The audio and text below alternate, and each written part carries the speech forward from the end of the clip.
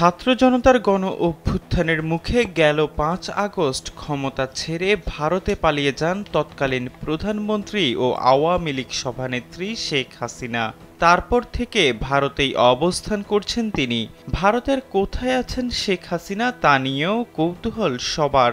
এর মধ্যেই গুঞ্জন উঠে ভারত ছেড়ে মধ্যপ্রাচ্যের দেশ আরব আমিরাতে পাড়ি জমিয়েছেন ক্ষমতাচ্যুত এই প্রধানমন্ত্রী। হাসিনা সেখানের আজমান শহরে অবস্থান করছেন বলেও জানা যায়। তবে সেই তথ্য নাকচ করে দিয়েছেন তার ছেলে সজীব ওয়াজেদ জয়। বেসরকারি সংবাদ মাধ্যম চ্যানেল 24-কে দেয়া এক তথ্যে জয় জানান, শেখ হাসিনার ভারত ছেড়ে যাওয়ার খবরটি সঠিক নয়। তার মা এখনও ভারতেই আছেন। আর নয় সৌন্দর্য নিয়ে চিন্তা, এবার নিজেকে সুন্দর করে তুলুন স্টাইল ম্যানিয়াক্সের সাথে। জয় জানান, মুক্তিযোদ্ধা কোটা কমিয়ে ৫% নিয়ে আসার প্রস্তাব দিয়েছিলেন তিনি। পারিবারিক হোয়াটসঅ্যাপ গ্রুপে এমন প্রস্তাব রাখেন জয়। সে সময় কোটা আন্দোলন দেখে হতবাক হয়ে গিয়েছিলেন বলেও জানান তিনি।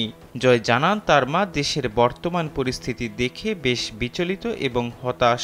কেননা গত ১৫ বছরে হাসিনার কঠোর পরিশ্রম অনেকটাই ব্যর্থ হতে চলছে।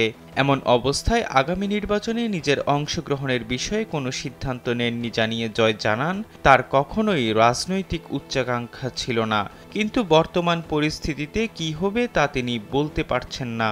এ ব্যাপারে এখনও কোনো সিদ্ধান্ত নেননি তিনি।